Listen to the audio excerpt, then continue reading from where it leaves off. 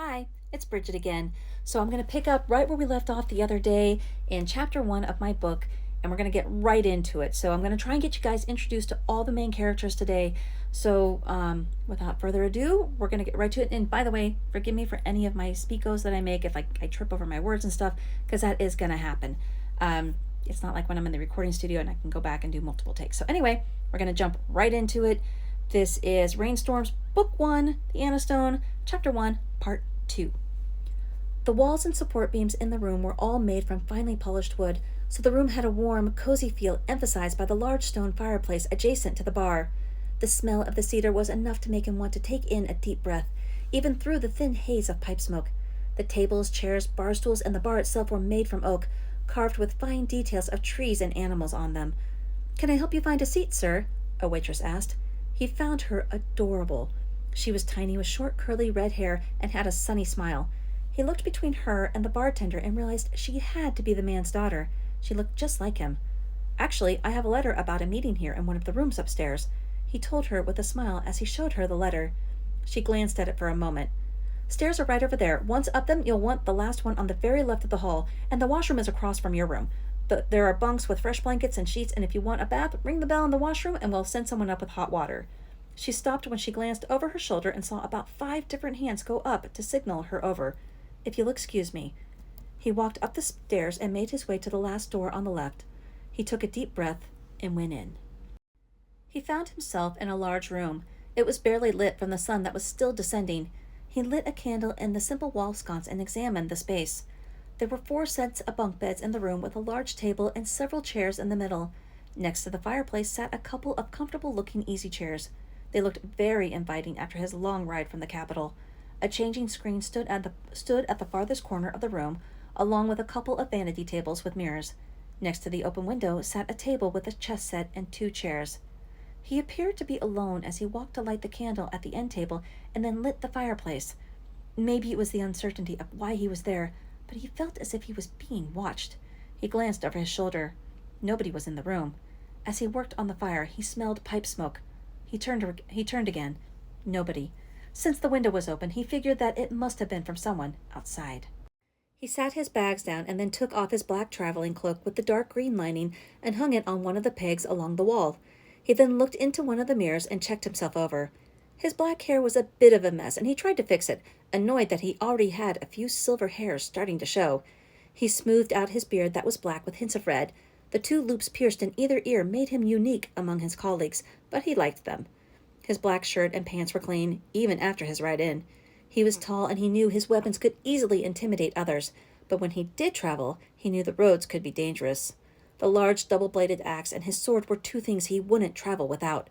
He knew how to fight and fight well, but he was also a man of knowledge and a pacifist by nature with a calm temperament. He unhooked the weapons, laid them beside him, and sat down with an audible sigh of relief in one of the easy chairs by the fire. He hadn't been sitting for more than a minute before he heard footsteps. He looked over when the door opened, and another man with a letter in his hand walked into the room. The man was short with a tuft of hair on his chin. He had dark, shaggy brown hair and brown eyes to match, and looked to be the same age as the other. The man of knowledge could tell just by the way the newcomer carried himself that he was extremely powerful despite not looking like much. He carried an intricate staff in his hands and was, in fact, a wizard. "Hey, you get a letter too?" asked the wizard, peering through his glasses. He took a moment to clean them on his black robes, though they still seemed dirty. "Did it say the same thing as mine? By request of the crown, your assistance is needed at TJ's Tavern in New York. Go to the Elk Room. Be there by 6. "Yeah, it's almost 6, so hopefully whoever they are, they'll show up here soon. Would have been nice if there had been a little more reason behind it, but what do you do?" No explanation, no signature, just the royal seal. The wizard checked his pocket watch. "It's about a quarter till, so we're early. Mind if I have a seat?" "Go ahead," the man told the wizard, standing up for a moment to shake hands before sitting back down. "I'm Onyx. And you?" "Torrance Herion of Fern. I'm guessing you're a wizard." Torrance motioned to another chair by the fire. "Was it my commanding presence that gave me away, or the staff?" Onyx joked when he sat down. "I'm from the Hitta Mountain Order. You're armed, but I don't take you for a fighter." Torrance laughed. These are only for self-defense. I'm a professor at the University of Fern. Do you know if anyone else is going to show, or are we it?" Onyx shrugged. In the next moment, both turned their heads when they heard the door open. This time, a beautiful young woman stood in front of them. She looked charming in her dark green dress with an intricate pattern embroidered in lighter green along both the hem and the collar. Her mahogany hair fell against her fair-skinned face and to her shoulders. She set her bow and quiver down by the door and hung up her brown cloak. When she turned to them, her brown eyes looked with curiosity while her small nose ring glistened from the light of the fire.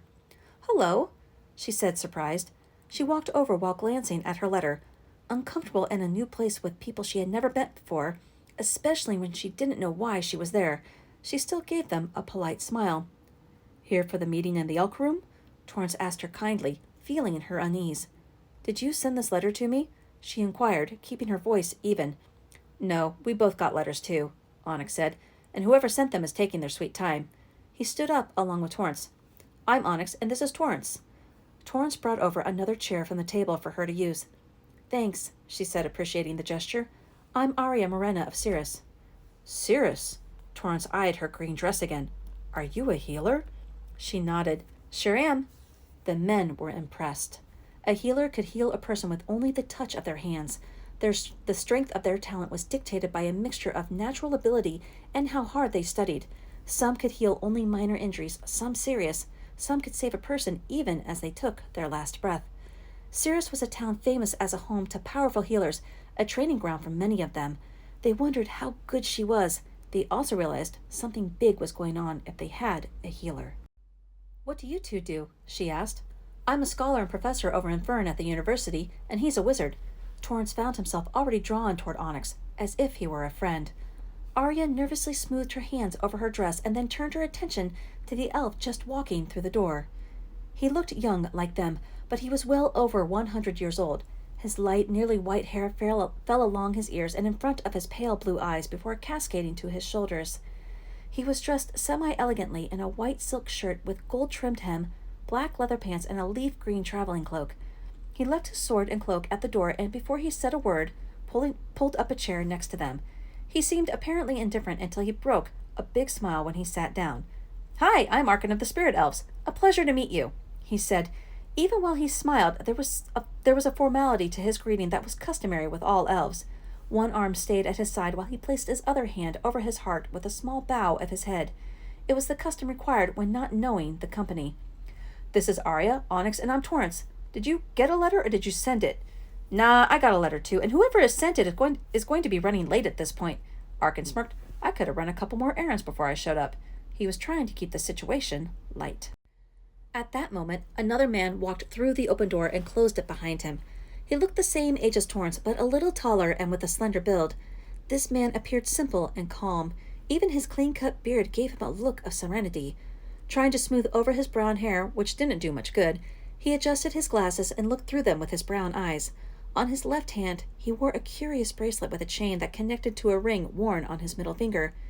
He dressed simply, but his eyes were alert, even while taking a casual moment to brush some of the dirt from his brown pants and dark orange shirt.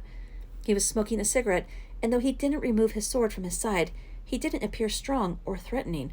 But so far, everyone in this group was more than they appeared. The man's eyes were kind and gentle, yet they searched for any movement that would cause him to grab hold of his weapon. "Hello," he said cheerfully, like he was greeting an old friend. He walked up to them with a smile and offered a handshake. "And I'm guessing you're not the ones who sent for me, based on the looks I'm getting right now." "So you didn't send for us?" Arkan asked. "Nope, I didn't even know more people would be here. Anyway, I'm Jairus Luca of Trumlar. It's nice to meet you." He flicked the ash from his cigarette into the ashtray. Making their introductions, they told Jairus their names and professions. When it was his turn to tell his occupation, they noticed that, although he heard them, his attention was elsewhere.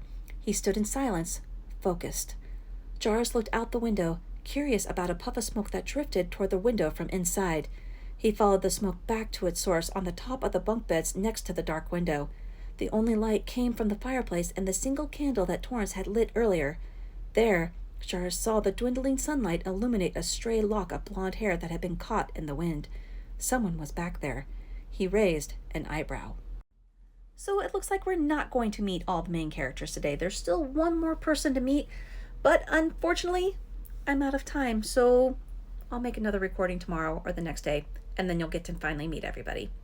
Thanks again. See you next time.